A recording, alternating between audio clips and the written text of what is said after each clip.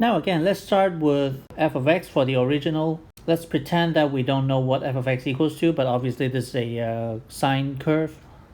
Now this time we want to get g of x by enlarging f of x to 2 times the original along the x-axis. Okay, last time it was on the y-axis, now this is on x-axis. And because it's 2 times along the x-axis, this means that we are stretching the function horizontally, which looks like this.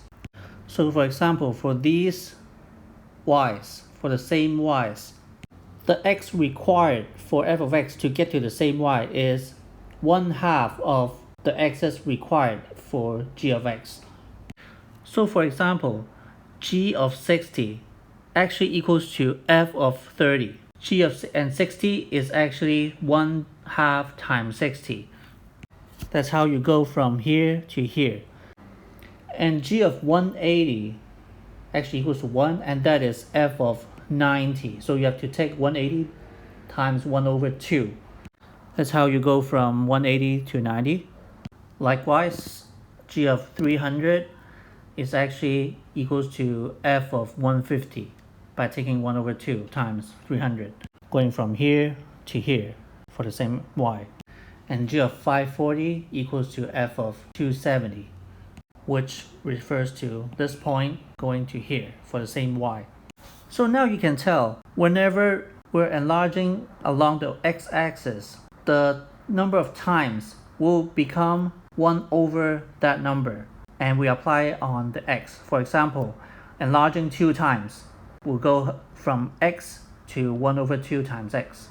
Okay, so yes, it's a bit counterintuitive because when you have 2 times, this becomes 1/2 instead of 2, because g of x is going slower by 2 times. Let's come back to our original f of x. Now instead of enlarging, what if I have a h of x, which is obtained by contracting, making it smaller, okay, to 1/2 times the original along the x-axis. Now because it's contracting and along the x-axis, then it's actually shrinking, which looks like this.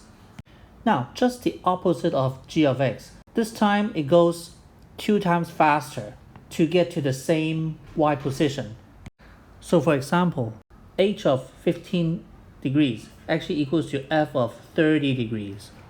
And for the same y, you go from 45 to 90 by multiplying by 2. So h of 45 degrees equals to f of 90 degrees. Same here for this point, and this point, etc. And for all the other points on the same curve. And so we can generalize. H of x is actually equals to f of 2x. You go from x to 2x when we're contracting to 1/2 times along the x-axis. Again, yes, this is a little counterintuitive. So this example, we had f of x, and f of x is first translated rightwards by 3 units, and then enlarged to 3 times the original along the x-axis. Okay, so there are 2 steps. So we first let the graph of h of x be the graph obtained by translating f of x rightwards by 3 units.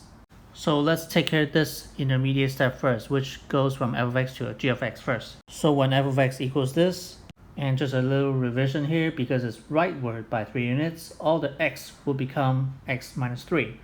Then you've got your h of x after simplification. Now we want to take care of this second part, and that's what goes from h to g. Now the key is, because we're enlarging it 3 times the original along the x-axis, and from what we've just learned, then all the x will have to individually divide by 3. And so after simplification, you've got this answer. Now here's another kind of example. This is an illustration that goes from C1 after transformation to C2. So for part A, we have to describe what happened from C1 to become C2. Well, first of all, if you look at the height here from -1 to 1, it has shrinked to become 1/2 the size.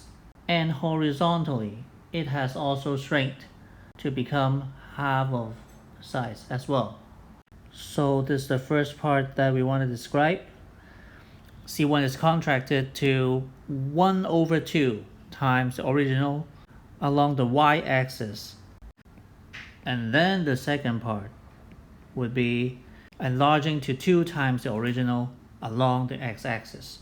And so part B, if f of x is cosine 2x, how do we find g of x? So I first start out with f of x. For the first step, because it's 1 over 2 times the y-axis, so we'll multiply by 1 over 2 outside of the function. And then because it's 2 times along the x-axis, and remember, because it's x-axis, you don't multiply it by 2, you divide it by 2. And both combine to give you g of x. Because f of x equals to cosine 2x, f of 1 over 2 times x is cosine 2 times 1 over 2 times x. And so after canceling, g of x equals to 1/2 times cosine x.